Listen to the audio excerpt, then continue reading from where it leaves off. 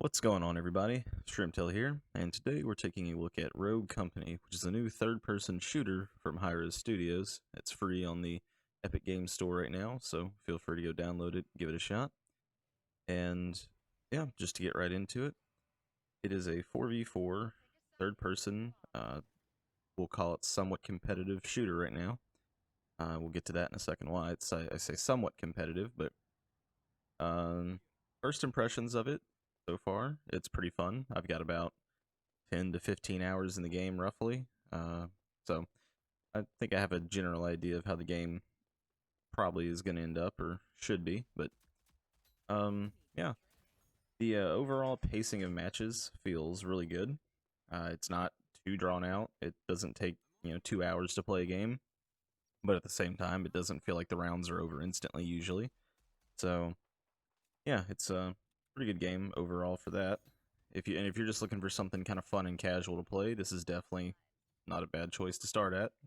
Now, as far as the matchmaking goes, now this is where we start to have, call it a problem, you may will, I don't know, but everyone will have an opinion on this. But the game does have skill-based matchmaking, which skill-based matchmaking, as we all know, is not really great usually.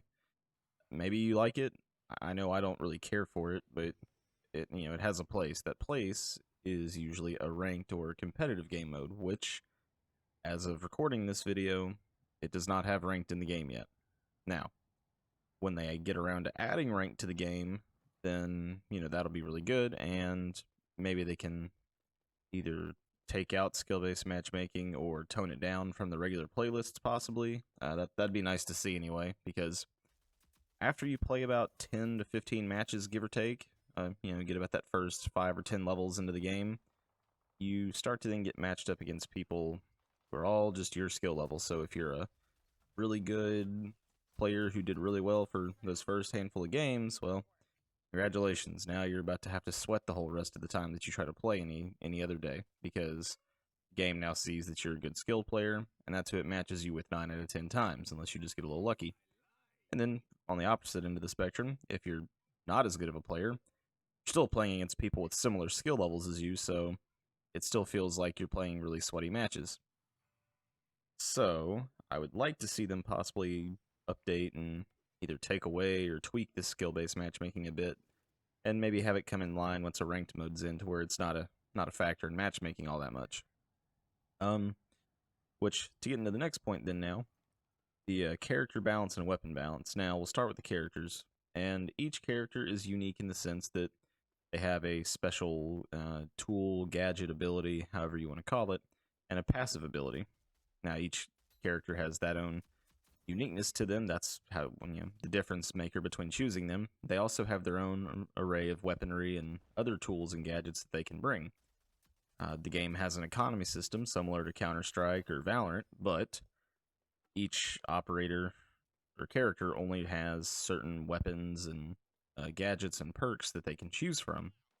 So the devs obviously balance the game a little bit around having somebody who's maybe their ability lets them be maybe really a lot more aggressive than somebody else. They didn't want to give them a bunch of super strong aggressive guns either. They may have like one good option, but at the end of the day, they tried to balance out the weapons in that way. And then next thing, the weapon balance. So far in my time of playing, I've only really had 1 or 2 guns just feel bad to me, to where they just felt kind of worthless. And I haven't played a whole lot, nor am I the best player in the world, so it could just be me, and a lot of it's going to be personal preference. Everybody obviously has preferences of what they like. One gun may be bad to me, maybe your favorite weapon, so don't take this as me saying that a gun is bad and you should never use it.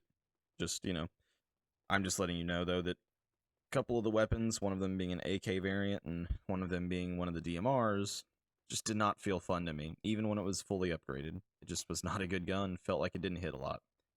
And then on the other side of that, I don't know, I haven't really seen any OP weapons, once again. I haven't played as much as some, so maybe somebody who has a little bit more knowledge of some of the DPS numbers and all of that can give you a better look at it, but as far as I can tell, there's no weapon that's just so blatantly more overpowered than other weapons in the game. It all comes down to kind of preference of what weapons you like on which character.